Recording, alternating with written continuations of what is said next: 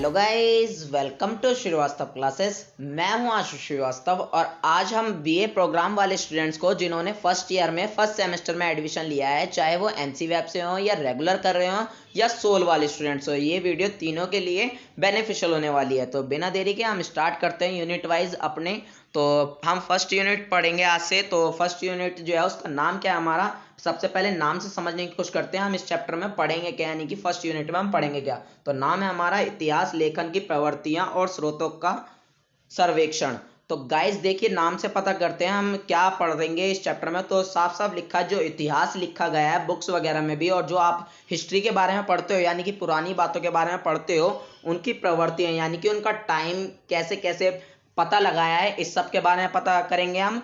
और वो जो स्रोत वगैरह है जिससे हमें हिस्ट्री पता लगी है, वो जो चीजें हैं जो हमें देख देख के पता लगी है कि ये ऐसे हुआ करती थी, तो वो चीज का हम सर्वेक्षण करेंगे, यानी कि उस चीज का ही पता लगाएंगे कौन कौन से स्रोत से हमें हिस्ट्री बनाई गई है, हमारी हिस्ट्री कैसे पता लगाई है पुरातत्वविदों ने। तो पढ़ते हैं हम, चलिए चैप्टर की शुरुआत करते हैं। चलिए स्क्रॉल डाउन करते हैं हम। सबसे पहले बेसिक से स्टार्ट करेंगे। तो बेसिक में आपका क्या है देखते हैं यहाँ पे। तो बेसिक में कुछ नहीं है गाइस, देखिए बिल्कुल छोटे से मैं आपको धीरे धीरे सब पूरे लेवल की हिस्ट्री समझा दूंगा। तो देखिए यहाँ पे साफ साफ लिखा, फर्स्ट पॉइंट हमारा क्या कहता है, भारत सालों से विकसित हो रहा है तथा इसके इतिहास में हमें निम्न बातों का बोध होता है। यानी कि जो भारत है हमारा देश, वो बहुत पहले से ही विकसित होता जा रहा है, यानी कि डेवलप होता जा रहा है, बढ़ता जा रहा है। और इसका जो इतिहास है यानी कि इसकी जो हिस्ट्री है, उसमें बहुत सारी बातों का हमें पता लगता है। क्या क्या बातों का पता लगता है जब हम हिस्ट्री पढ़ते हैं? तो देखिए यहाँ पे हमने बहुत सारी, जैसे कि हमें प्राचीन संस्कृति यानी कि कल्चर वगैरह जो हम पढ़ते हैं, धर्म वगैरह,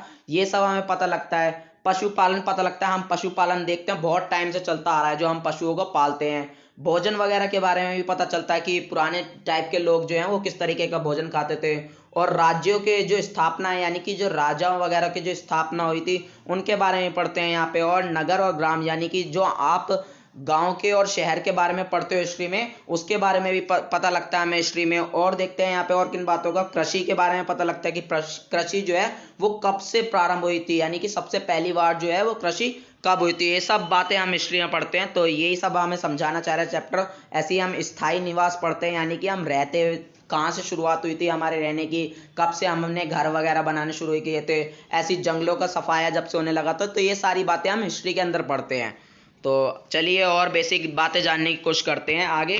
तो पढ़ते हैं अपना नेक्स्ट पॉइंट। नेक्स्ट पॉइंट हमारा क्या कहता है, 1784 में एशियाटिक सोसाइटी ऑफ बंगाल की स्थापना हुई थी, क्योंकि 18वीं सदी में अंग्रेजों के लिए हमारे इतिहास, कानून तथा आचारों को समझना जरूरी हो गया था। तो देखिए गाइस यहाँ पे क्या बात कहता है ये पॉइंट, कि ये कहता है कि जो 1784 है उसमें एशियाटिक सोसाइटी ऑफ बंगाल की स्थापना की थी, यानी कि मान लीजिए एक अथॉरिटी की स्थापना कर दी थी। यहाँ पे क्यों स्थापना की थी, क्योंकि हमारे ऊपर अंग्रेजों का राज था 18वीं शताब्दी में, और अंग्रेजों को हमारे के ऊपर और लंबे समय तक राज करने के लिए उन्हें हमारी हिस्ट्री के बारे में जानना बहुत ज़रूरी था। इसलिए उन्होंने ये बनाई एशियाटिक सोसाइटी। क्यों बनाई, क्योंकि ये जो सोसाइटी थी ये क्या करती थी, हिस्ट्री पता लगाती थी, हमारी हिस्ट्री खोजती थी। तो आप समझ चुके होंगे इसकी शुरुआत कब से हुई, 1784 में। बढ़ते हैं अपने नेक्स्ट पॉइंट की ओर। अगर गाइज आपको समझ में ना आ रहा हो तो आप वीडियो को आराम से देखिए, 2 बार देखिए, और ये जो बातें मैं आपको दिखा रहा हूँ ये सब रिटर्न करते चलिए आप, साथ साथ आपको बिल्कुल माइंड में बैठ जाएगा सब कुछ, और पेपर में ही इसी तरीके से आपसे पूछेंगे। तो चलिए हम पढ़ते हैं नेक्स्ट पॉइंट को। नेक्स्ट पॉइंट हमारा क्या कहता है, इस सोसाइटी की स्थापना सर विलियम जोन्स ने की थी तथा यह सोसाइटी भारत की ऐतिहासिक वस्तुओं की जांच करके उसके बारे में लिखती है। तो देखिए यहाँ पे क्या बोलता है, ये जो हमने सोसाइटी पढ़ी थी, कौन सी सोसाइटी, ये एशियाटिक सोसाइटी ऑफ बंगाल जो हमने पढ़ी थी, इसकी स्थापना जो की गई थी वो क्यों की गई थी, क्योंकि ये क्या करती है, ये जो करती है ये सोसाइटी भारत की जो ऐतिहासिक जो वस्तु हैं, यानी कि हमें इमारतें जो मिलती हैं पुरानी हैं और पुरानी चीज़ें वगैरह जो मिलती हैं, उसकी जांच करके भारत के बारे में लिखती हैं, भारत के इतिहास के बारे में लिखती थी। मैंने साफ बताया आपको कि अंग्रेजों ने इसकी शुरुआत क्यों की, क्योंकि उन्हें राज करना था हमारे ऊपर लंबे समय तक, तो उन्हें हिस्ट्री जानना बहुत ज़रूरी थी हमारी। तो आप समझ चुके होंगे। तो बढ़ते हैं अपनी नेक्स्ट स्लाइड की ओर। नेक्स्ट स्लाइड में हमारा नेक्स्ट पॉइंट क्या कहता है आइए देखते हैं। तो नेक्स्ट पॉइंट हमारा क्या कह रहा है, भारत का प्राचीन इतिहास क्रमबद्ध नहीं था, इसलिए सर विलियम जोन्स जैसे कुछ अंग्रेजी इतिहासकार ने इसे क्रमबद्ध लिखने की कोशिश की थी। देखिए गाइज, जो सर विलियम जोन्स थे यहाँ पे, तो इन्होंने क्या करा, तो जो भारत का इतिहास था वो क्रमबद्ध नहीं था। क्रमबद्ध कैसे, मान लीजिए मतलब कि पहले एक आता है, फिर दो आता है, फिर तीन आता है, फिर चार आता है, इसी टाइप से होता है ना, जैसे काउंटिंग क्रमबद्ध होती है, इसी टाइप से इतिहास भी सबसे पुराना आएगा, फिर उसके बाद वाला इतिहास आएगा, फिर उसके बाद वाला आएगा, फिर उसके बाद वाला आएगा। बट भारत का ऐसा नहीं था, और इन्होंने यही जानने की कोशिश करी कि कौन सा सबसे पहले था, फिर कौन सा सबसे बाद में, फिर उसके बाद यही सब जानने की उन्होंने कोशिश की थी। ठीक है गाइस, तो उन्होंने कोशिश की और फिर लिखने की कोशिश की भारत के इतिहास को क्रमबद्ध तरीके से, यानी कि स्टेप बाय स्टेप लिखने की कोशिश की। तो बढ़ते हैं अपने नेक्स्ट पॉइंट की, और नेक्स्ट पॉइंट हमारा क्या कहता है, ये समझते हैं। आप साथ साथ लिखते चले जाइएगा, अगर अदरवाइज आपको समझ में नहीं आएगा, और आप ध्यान से इसे समझिएगा वीडियो को, आपको पूरी हिस्ट्री अच्छे से समझ में आ जाएगी। तो बढ़ते हैं, क्या कहता है हमारा नेक्स्ट पॉइंट, अंग्रेजी इतिहासकार ज्यादातर इतिहास लिखते समय भारत की निंदा करते थे, इसलिए जब भारतीय इतिहासकारों ने इतिहास लिखा तो उसमें उन्होंने सकारात्मक बातें लिखी थी। तो ठीक है गाइज, यहाँ पे ये पॉइंट हमारा क्या कहता है, जो अंग्रेजी इतिहासकार थे, जैसे कि हमने अभी ऊपर नाम पढ़ा, अंग्रेजी इतिहासकार कौन जो होते हैं, जो इतिहास को ढूंढते हैं, जो पुरानी बातों को देख के उनकी जांच पड़ताल करके इतिहास का पता लगाते हैं कि उस टाइम पे क्या क्या होता है। इतिहासकार जो होते हैं आप समझ चुके होंगे, तो वो अंग्रेजी जो इतिहासकार थे उस टाइम पे, वो क्या करते थे, भारत की चीजों को देखते थे, जांच पड़ताल करते थे, फिर उनकी निंदा करते थे, यानी कि बुराइयां करते थे, उनकी बुराइयों के बारे में लिखते थे कि ऐसा ऐसा सिस्टम था, बेकार था सारा, वो बढ़िया बातें नहीं लिखते थे। बट जब अंग्रेज चले गए, फिर भारत के इतिहासकार ने ये सारा काम अपने सर ले लिया। तो फिर भारत के जो इतिहासकार थे, जब हम आजाद हो गया था हमारा देश, उसके बाद उन्होंने क्या करा, फिर वो सकारात्मक पॉइंट लिखते थे, फिर वो हमारी जो हिस्ट्री है उसके अच्छे अच्छे पॉइंट्स उन्होंने लिखना शुरू किए हिस्ट्री में। तो आप समझ गए होंगे ये बात भी। चलिए अपना नेक्स्ट टॉपिक पढ़ते हैं। नेक्स्ट टॉपिक में देखिए, अब यहाँ से बेसिक हमारा खत्म हो गया था यहाँ तक, अब पढ़ेंगे हम जो रियल बात है, और पेपर में जो क्वेश्चन आता है वो यहीं से ही आता है। देखिए सबसे मेन क्वेश्चन मतलब जो आता है इस चैप्टर में से वो यही आता है, प्राचीन भारत के इतिहास के स्रोत बताइए। ऐसे पूछेगा कि प्राचीन भारत के जो इतिहास है उसके स्रोत बताने हैं, यानी कि इस पॉइंट का पहले मैं मतलब समझा देता हूँ आपको क्या है। तो जो प्राचीन जो भारत है, यानी कि पुराना भारत, प्राचीन का मतलब पुराना, तो पुराना जो भारत है उसका जो इतिहास है, यानी कि उसकी जो हिस्ट्री है, उसकी जो पुरानी बातें हैं, वो हमें कहाँ से पता लगी हैं, स्रोत यानी कि वो हमें कहाँ से पता लगी है, उसके बारे में बताना। तो इसे हमने टेबल के थ्रू दर्शा रखा है यहाँ पे। तो देखिए मैं आपको समझाने की कोशिश करता हूँ धीरे धीरे। तो इतिहास को हमें पहले तीन स्रोतों में बांटा, जो उसके स्रोत हैं, यानी कि जो हमें हिस्ट्री पता लगी है जिन जिन चीज़ों से, तो उन्हें पहले हमने तीन भागों में बांटा। कौन सा, प्राचीन इतिहास, मध्यकालीन इतिहास और आधुनिक इतिहास। जो आप जानते हो ये इतिहास जो है वो तीन टाइप के होते हैं। तो प्राचीन इतिहास को बारे में बात कर रहे थे हम, देखें यहाँ पे प्राचीन इतिहास के बारे में बात कर रहे थे, तो इसके स्रोत कौन कौन से हैं, यानी कि हमें बातें कहाँ से पता लगी प्राचीन इतिहास के बारे में। तो देखिए यहाँ पे उसको भी तीन डिवाइड में दे रखा है। साहित्यिक स्रोत, साहित्यिक स्रोत क्या होते हैं ये भी मैं आपको अच्छे से समझाऊंगा, और पुरातात्विक स्रोत क्या होते हैं ये भी अच्छे से समझाऊंगा, और यात्रा वृत्तांत क्या होते हैं ये भी अच्छे से समझाऊंगा। तो पहले हम बेसिक पढ़ लेते हैं क्या होता है साहित्यिक स्रोत। तो साहित्यिक स्रोत देखिए क्या होता है, मान लीजिए तो धर्म के ग्रंथ वगैरह होते हैं, जैसे कि बौद्ध धर्म के कुछ ग्रंथ वगैरह हैं, गीता कुरान वगैरह, आप रामायण महाभारत ये सब पढ़ते हो, तो इसे हम कहते हैं साहित्यिक स्रोत। ठीक है। पुरातात्विक स्रोत किसे कहते हैं, जैसे कि मान लीजिए कि उस टाइम की हमें इमारतें वगैरह मिल गई, हमें घर वगैरह मिल गए, और वहाँ के कुछ औजार वगैरह, जो सिक्के वगैरह मिल गए, उससे जो उसे कहते हैं, उसे हम उससे जो पता लगाते हैं उसे हम कहते हैं पुरातात्विक स्रोत। और यात्रा वृत्तांत किसे कहते हैं, जैसे कि मान लीजिए किसी दूसरी कंट्री से, यानी कि किसी दूसरे देश से हमारे देश में कुछ यात्री आते थे घूमने फिरने, तो वो घूमने फिरने आते थे, फिर वो अपनी डायरी में जाके लिखते थे ये सारी बातें कि हम ऐसे ऐसे घूमे वगैरह वगैरह, तो हमें वहां से ही पता लगता है, तो उसे हम यात्रा वृत्तांत कहते हैं। समझ चुके होगा आप मेरी बात, डायरी जो लिखते हैं। तो चलिए हम साहित्यिक स्रोत को भी फिर पहले डीपली पढ़ते हैं। तो साहित्यिक स्रोत को भी हमने पहले तीन भागों में बांटा है, यहाँ पे देख सकते हैं आप, टेबल ऐसे ही नोट डाउन कर सकते हैं, मैं आपको आगे खोल के भी पढ़ाने वाला हूँ, तो आप टेबल पहले ऐसे नोट डाउन कर लीजिएगा, तो आपके लिए ज़्यादा बेस्ट रहेगा, आपके शायद अदरवाइज आप कंफ्यूज होते रहोगे। तो साहित्यिक स्रोत में भी देखिए क्या क्या स्रोत आते हैं, यहाँ पे लिखा हुआ है सामाजिक, आर्थिक और धर्म ग्रंथ। जैसा कि मैंने बताया जो धर्म के ग्रंथ होते हैं, गीता कुरान वगैरह, ये सब साहित्यिक स्रोत में आते हैं। ऐसे धर्मनिरपेक्ष ग्रंथ होते हैं कुछ, जो धर्म के बारे में नहीं बताते तो उन्हें हम साहित्यिक स्रोत कहते हैं। ऐसी ऐतिहासिक स्रोत रचनाएं होती हैं कुछ, वो भी बताऊंगा मैं आपको क्या होती हैं। तो जो सामाजिक, आर्थिक और धर्म ग्रंथ हैं,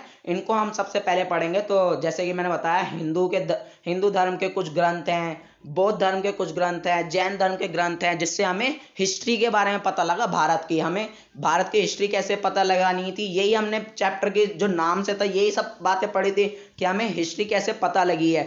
चैप्टर के नाम में ये बोल रखा है कि हमें स्रोत पता लगाने हैं कि हमें हिस्ट्री कैसे पता लगी, तो वही बताएंगे। तो मेनली ये सब बातें यहाँ पे पढ़ते हैं। तो जैन धर्म और बौद्ध धर्म और हिंदू धर्म के जो ग्रंथ हैं उनसे हमें हिस्ट्री पता लगी। तो पढ़ते हैं हम हिंदू धर्म के जो ग्रंथ हैं उनके बारे में पढ़ते हैं। तो आप जानते हैं कि हमारे 4 वेद हैं यहाँ पे। तो 4 वेद कौन कौन से हैं वो आपके सामने यहाँ पे लिखे हैं। ऋग्वेद, यजुर्वेद, अथर्ववेद और सामवेद, ये 4 वेद हैं। इनमें भारत की बहुत पुरानी पुरानी बातें पता लगती हैं हमें, बहुत पुरानी, बहुत समय पुराने बनाए गए थे, इस वजह से हमें यहाँ से भी हिस्ट्री पता लगती है। तो ये धर्म ग्रंथ हैं, हिंदू धर्म ग्रंथ। और क्या क्या है, रामायण से भी हमें पता लगती है, महाभारत से भी पता लगती है। जय संहिता जो लिखा है ये महाभारत का पुराना नाम है, तो आप समझ चुके होंगे यहाँ पे।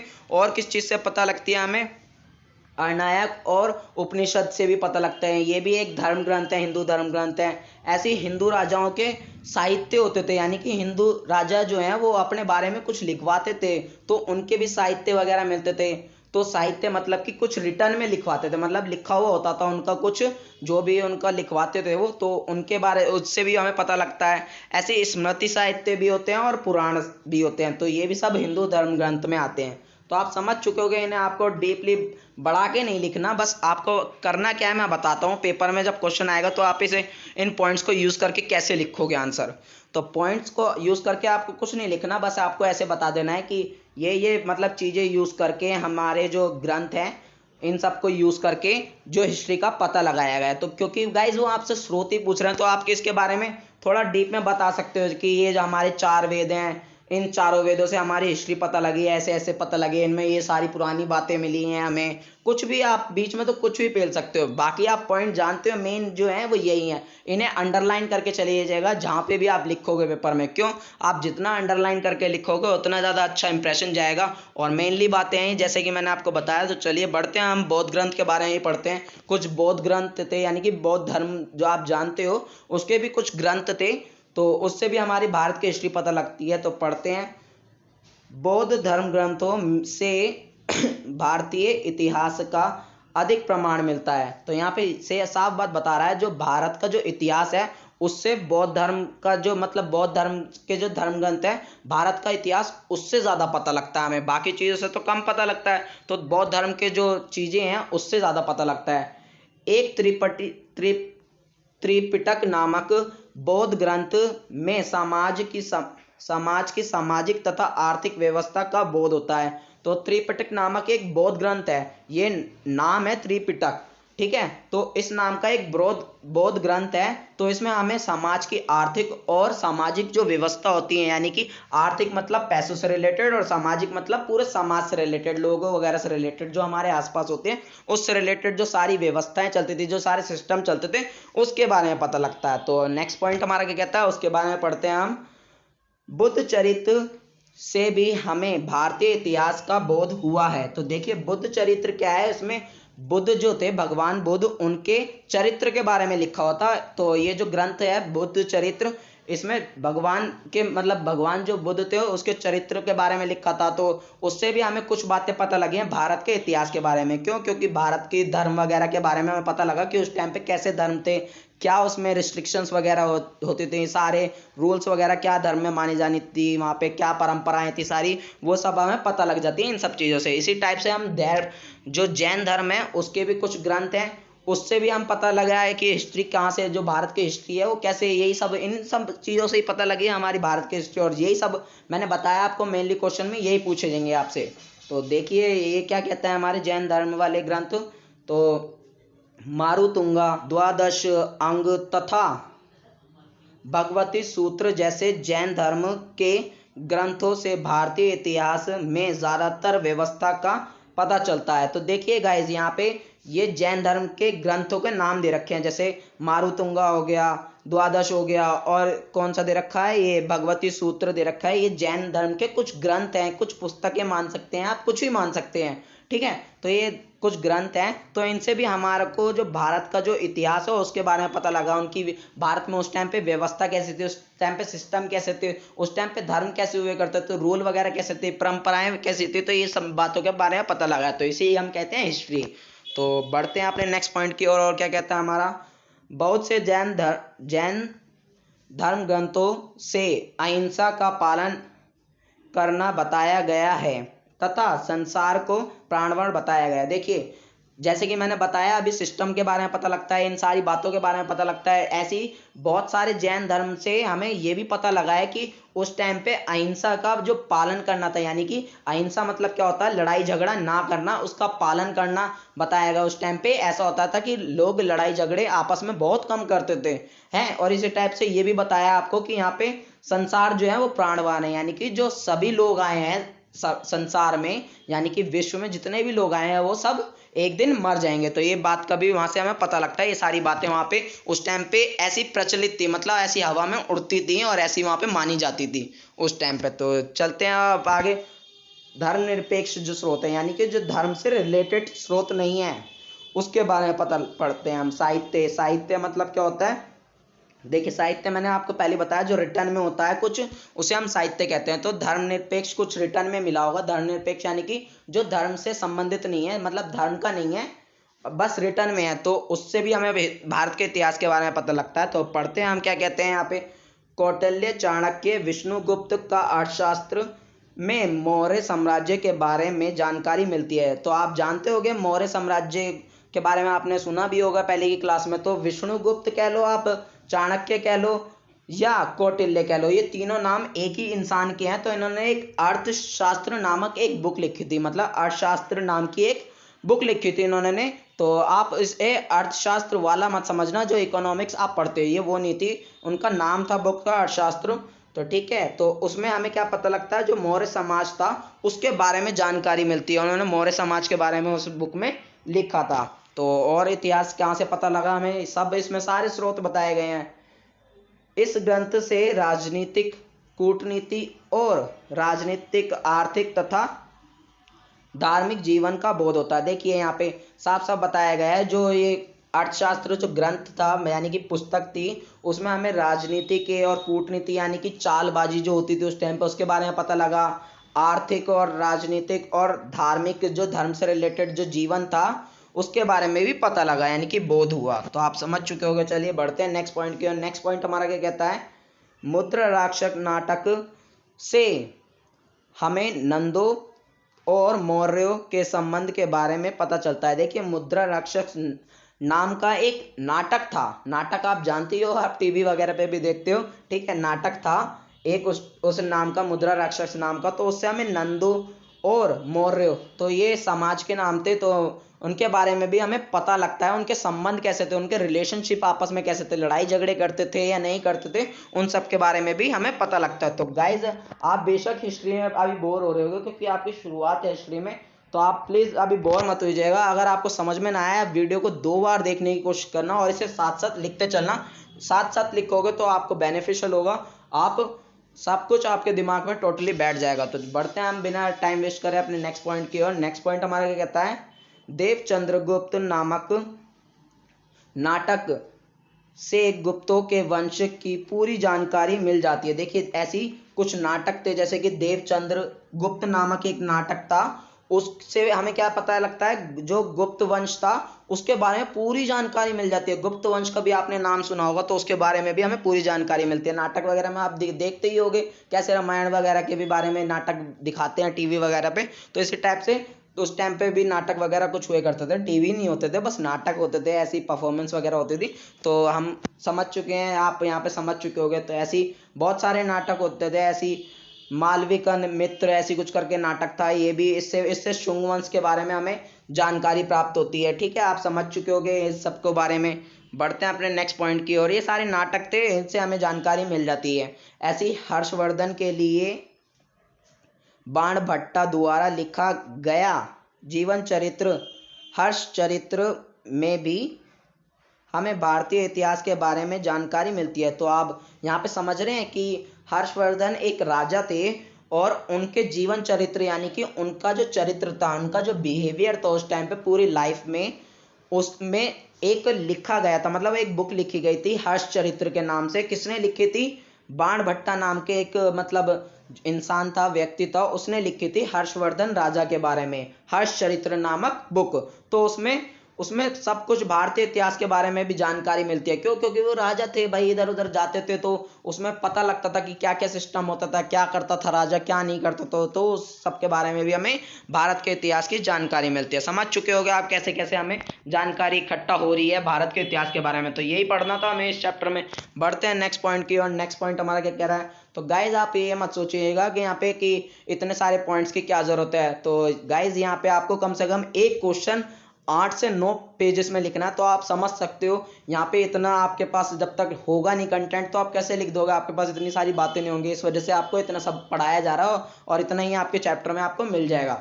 बढ़ते हैं अपने नेक्स्ट पॉइंट की और नेक्स्ट पॉइंट हमारा क्या कह रहा है।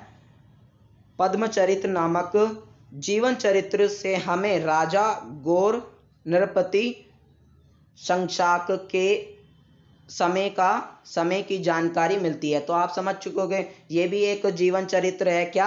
पद्मचरित नामक, मतलब पद्मचरित नाम का एक जीवन चरित्र है। जीवन चरित्र अभी मैंने आपको समझाया है कि मतलब कि किसी के जीवन का बिहेवियर, मतलब उसका बिहेवियर वगैरह कैसा रहा है उसके बारे में पता लगता है। किसके बारे में? इस जो जीवन चरित्र है यानी कि ये जो बुक लिखी गई थी वो इसमें कौन से राजा के बारे में पता लगता है? शंशाक राजा के बारे में। तो आप समझ चुके हो यहाँ पे, ठीक है। तो ऐसे ही विक्रमदेव नामक जीवन चरित्र से राजा विक्रमादित्य के समय के बारे में पता लगता है, ठीक है, बोध होता है यानी कि। तो देखिए विक्रमादित्य का तो नाम आपने सुना भी होगा टीवी वगैरह में या बहुत सी बुक्स वगैरह में आपने पढ़ा भी होगा।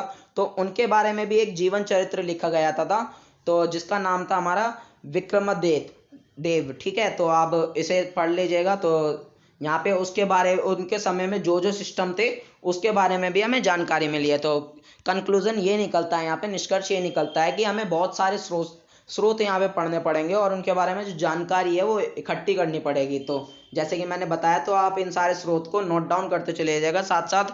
और जैसे कि आप जानते हैं आपके एग्जाम जो होंगे वहाँ पे ये हेल्पफुल बहुत होंगे आपके लिए। तो बढ़ते हैं हम धीरे धीरे अपने चैप्टर की ओर। तो आप देखते हैं हम पुरातत्व साक्ष्य। पुरातत्व साक्ष्य मैंने आपको शुरू में ही थोड़ा बहुत बताया था क्या होते हैं पुरातत्व साक्ष्य। जैसे कि इमारत वगैरह से रिलेटेड हैं और सिक्के वगैरह से रिलेटेड अभिलेख वगैरह जो होते हैं ये सब पुरातत्व साक्ष्य होते हैं। तो साक्ष्य मतलब आप सबूत कह सकते हैं, ठीक है। तो पढ़ते हैं आपने क्या है। सबसे पहले अभिलेख पढ़ते हैं हम। अभिलेख होते हैं यानी कि मान लीजिए पत्थर वगैरह जो होते थे ना उस टाइम पे, पत्थर मान लीजिए पत्थर है, पत्थरों पे या पेड़ों वगैरह पे ऐसे लिख देते थे कुरेद के आप समझते हो कैसे कुरेद के लिखा जाता है, ऐसे लिख देते थे तो उसे हम अभिलेख कहते हैं। तो पढ़ते हैं अभिलेख से हमें क्या क्या पता लगा भारत के इतिहास के बारे में।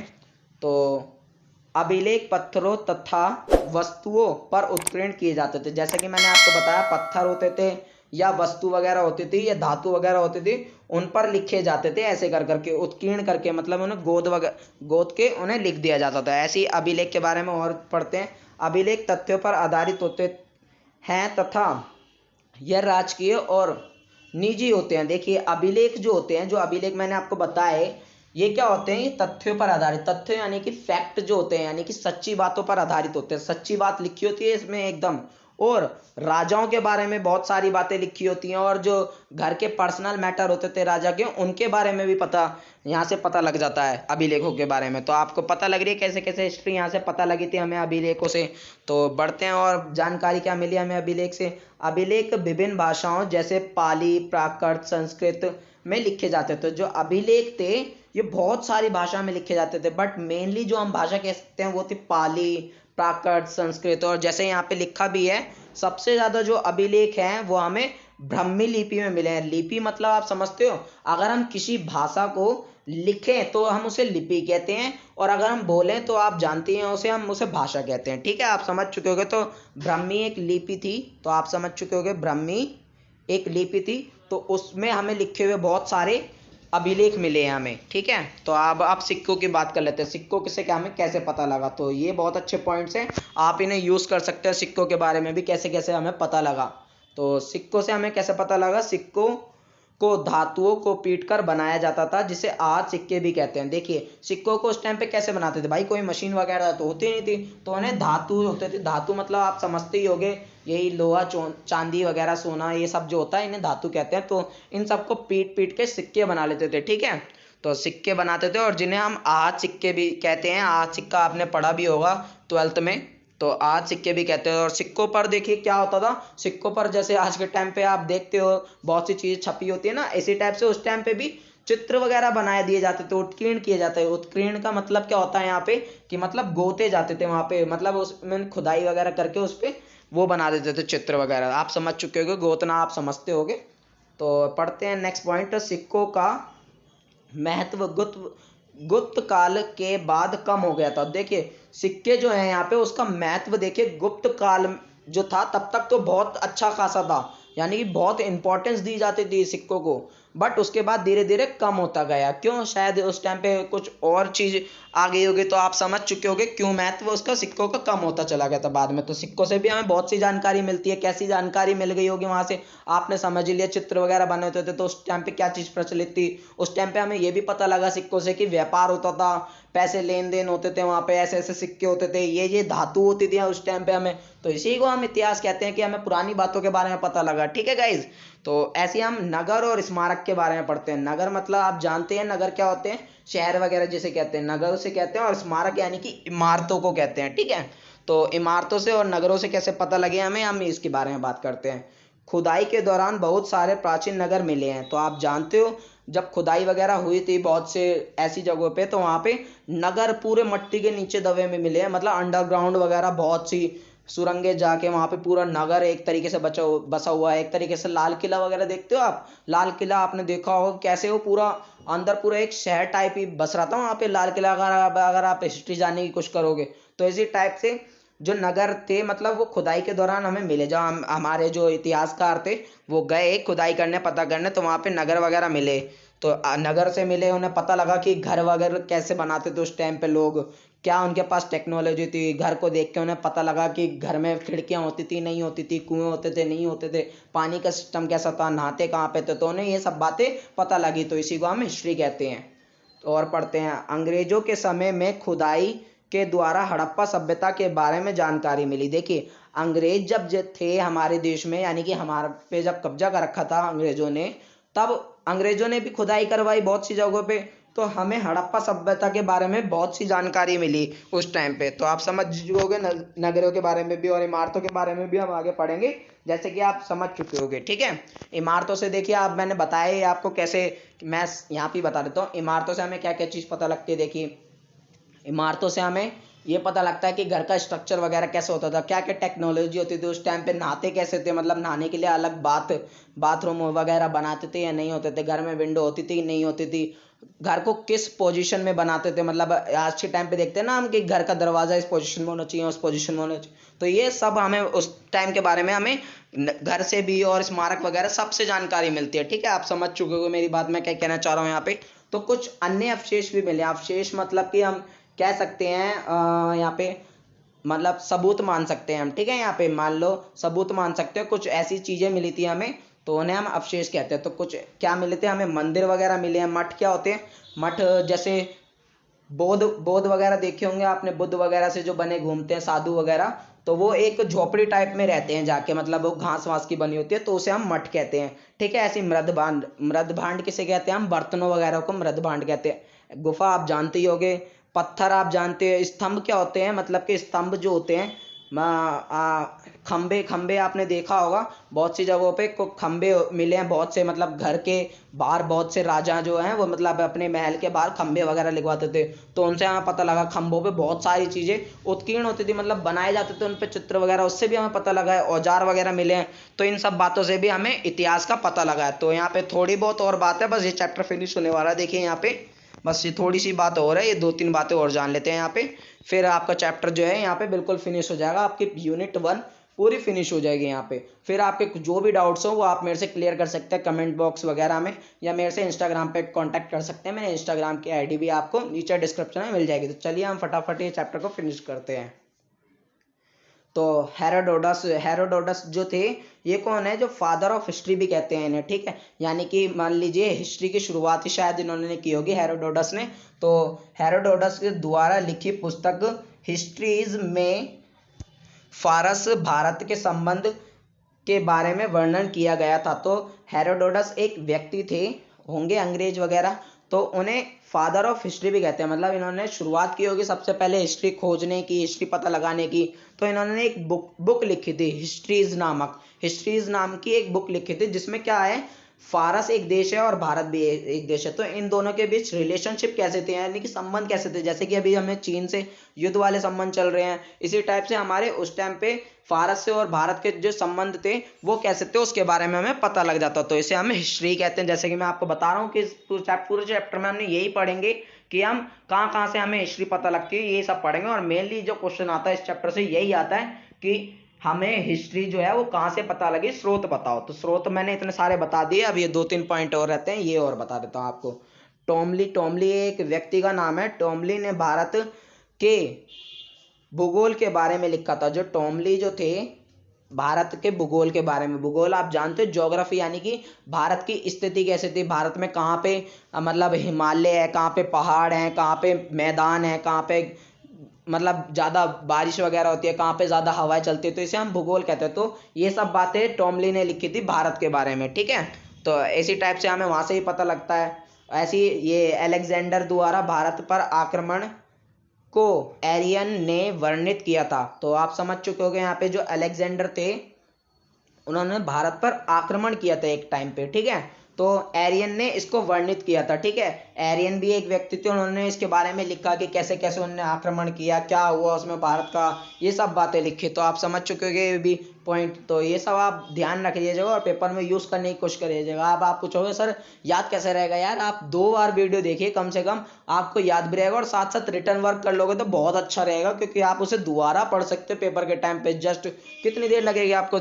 थोड़ा सा टाइम लगेगा और आपको पहले ही सब कुछ याद हो जाएगा, आपको कुछ करने की जरूरत नहीं है। तो नेक्स्ट पॉइंट आप अपना फिनिश कर लेते हैं। कुछ यात्रियों ने अपने यात्रा वृत्तांत में भारत के बारे में लिखा था। यात्रा वृत्तांत मैंने आपको शुरू में बता दिया था क्या होते हैं यात्रा वृत्तांत।